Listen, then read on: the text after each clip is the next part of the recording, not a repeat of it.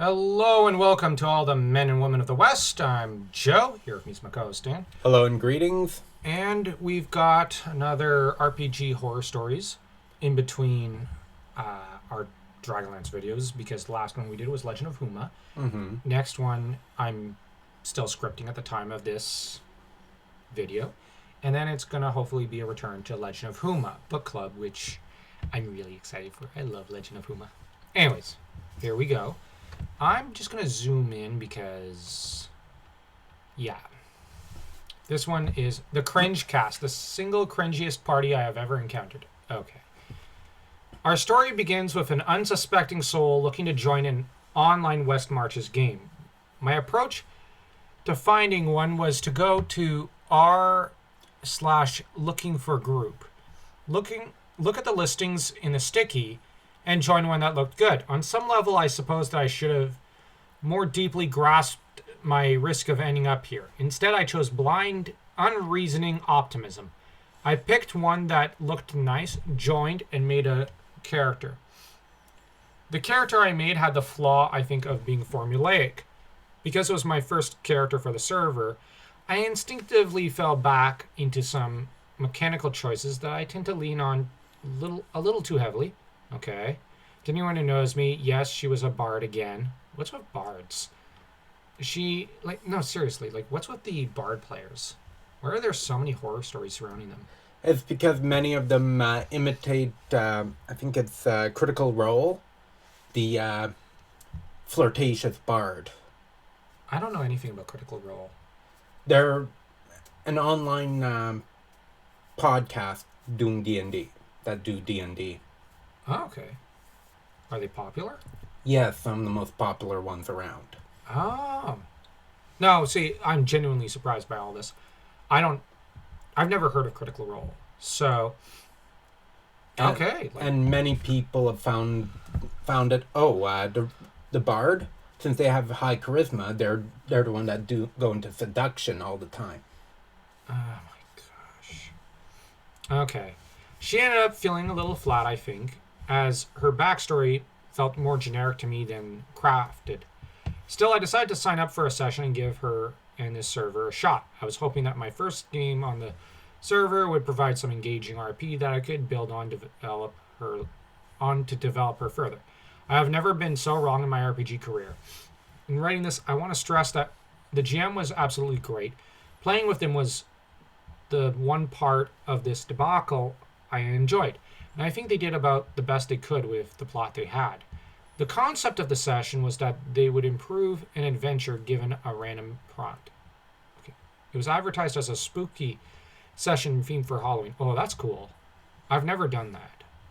The only, a horror or a spooky type of campaign. I've written spooky Halloween-inspired fantasy, but I've never done the... I think I did it once. Oh, you're lucky bum. Well, you have more D&D experience than I do. Well, I've done more Star Wars sagas, homebrews like DC Comics, Power Ranger stuff. Although the Power Ranger campaign I homebrewed for us and for our adventuring group, but I've never I don't have as much experience, admittedly. The concept of the session was that okay. The only mistake the GM made, I think, was rolling the prompt after advertising the session that way. I asked them for the prompt text after the session, and they sent it to me. Turns out that they had rolled on this table from D&D and rolled a 3. To wit, Necro Dancer, strange things happening at the graveyard. A bard using disguise to make himself look like a skeleton is changing the graveyard into a raveyard. Only skeletons are allowed. Okay. Based on their reaction, this was not, I think, the tone for which they had been hoping. As I said, though the GM was clearly skilled at their craft and did a decent job running the game itself, I think that had I been part of a more typical adventuring party, I could have had a fun and memorable time. Instead, however, I was in a state of perpetual appallment. This was because of the other characters. I must begin somewhere. So I might as well begin with the other bard in the party. She was a Fairy College of Eloquence bard, described by her player as very much a prankster.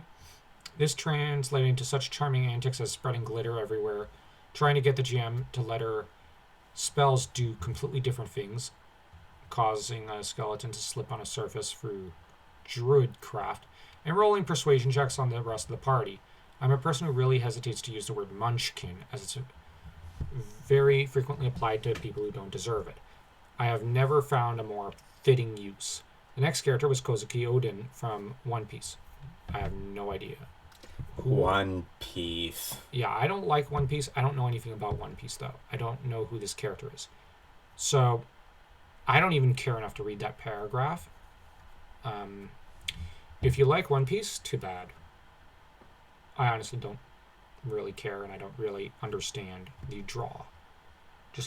It's the anime equivalent of SpongeBob. And then you have... Added to this was Chronic. Who is Chronic?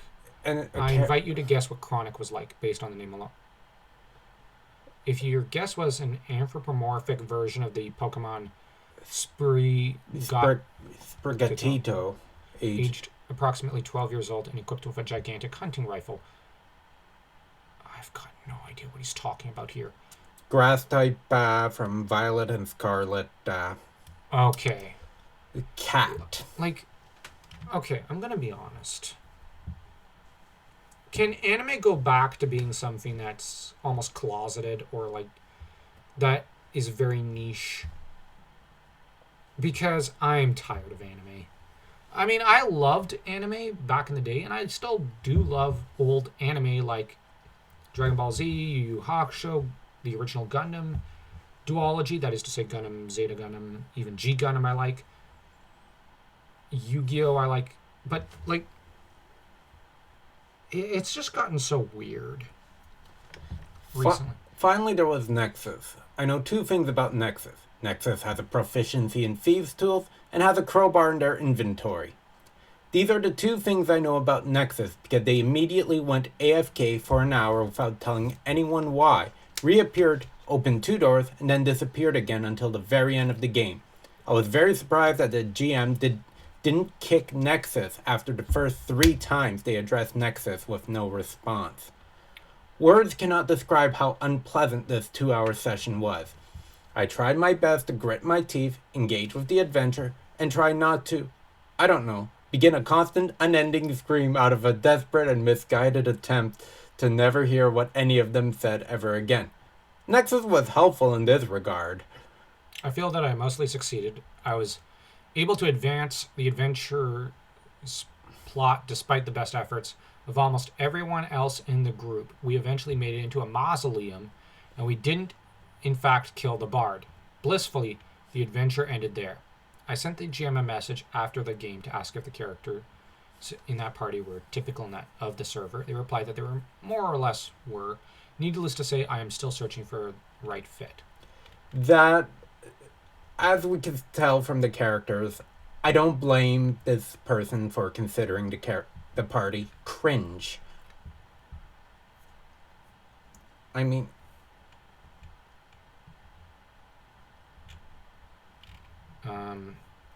you've got okay. You've got essentially. I would love to play a Raveyard one shot. With different expectations, the same GM and a normal party, I would have really enjoyed myself. I don't want the GM to find this and feel like I think they sucked. That was why I spent so much time emphasizing that. Having zero cultural context here, I have no idea what this means other than the fairy was annoying. I have no idea who that Pokemon is, nor why a 12-year-old version of them would be problematic. That line really reminded me that I am incredibly old. Yeah, I'm starting to think I'm incredibly old.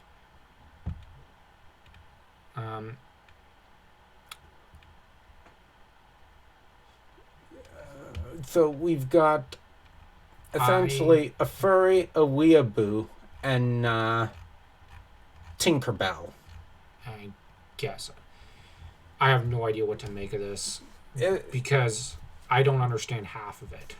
All of this party is rather cringe, and if they don't get anywhere, I understand for a one-shot making a generic bard or a generic class character.